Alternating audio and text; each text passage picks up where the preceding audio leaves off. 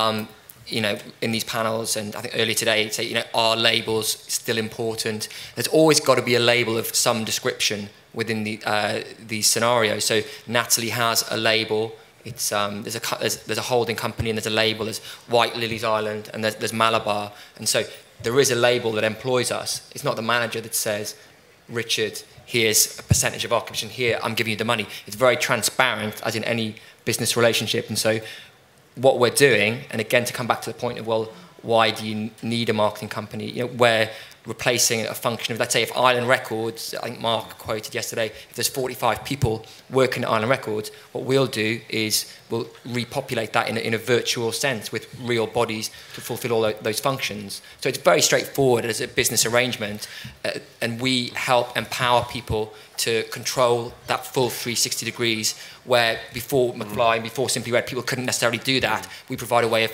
people doing that. I think one of the other issues that arises from this also is that if you do a 360 deal with a major, so you do a 50-50 deal with them, and effectively the major could just turn around and just outsource everything to guys like this, and this is what they're doing. It's, you know, the EMI, it's Absolutely. a real thing. Yeah. You know, and you'll say, and then it suddenly becomes, well, hold on, EMI, what are you doing for your 50%? You know, that's a real issue. Making a few phone calls.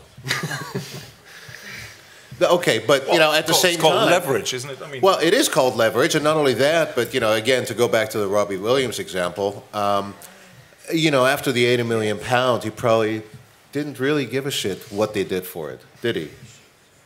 well, sort of, but yeah. Stephen, no, seriously. I mean, you know, the point you're making is, what are they doing for the money if everything's being outsourced? Fair enough, and that's exactly the point that I was driving at with Richard before. It's like, okay, what is this arrangement where you have layers of commission upon commission upon commission in order to fulfill traditional label functions? Exactly. I think Peter's point is quite valuable because if we look at the bottom line, there's more left for the artist than there was under the traditional system. Well, it has to be. Yeah.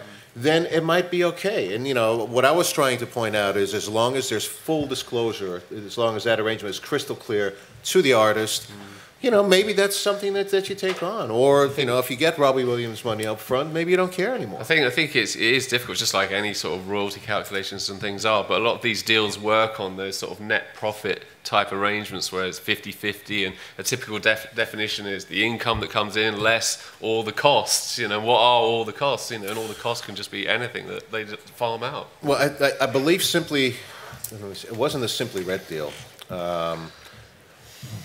But in that deal, I think an accountant was involved very intimately in structuring it, and was, you know, you had a bean counter driven deal where the focus was absolutely on the bottom line, and you know, and to look at things net of commission. So you know, that's again not the worst scenario. So, Emma, do you? I think, you know, can I just say, Yeah. I think we were just sitting here, the Robbie Williams and Simply Red and all that, obviously for me that doesn't relate to what, you know, what I do. I work with DJs, and you know, it's a very different model of most of the DJs You know, but for the DJ who wants to put out a record, let's say, you know, let's not talk about Tiesto right now, but let's say we can't you have talk, yeah, because I don't know. No, that's fair enough. Give me some of the big names that your agency represents.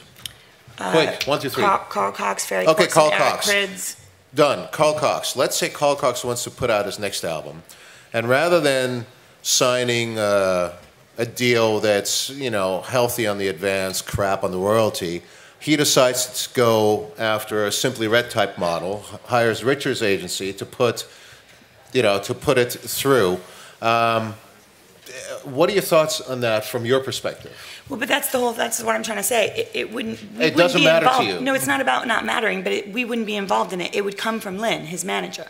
You know what I mean? So Fair it's enough. like, All right. again, we work for them, so yeah, we can have an opinion, we can talk through it, but at the end of the day, she's going to come to us and go, we signed a deal. She doesn't care what we think in that sense. I'm getting Italian hand signals from a very important man, so we're going to wrap it up. We have time for one question to pose to the audience to vote on. Really quick. Okay. Would you be inclined for whoever you represent to sign a 360 deal? Yes or no? Yes, number 1. 2, number 2. I'm sorry, no is number 2.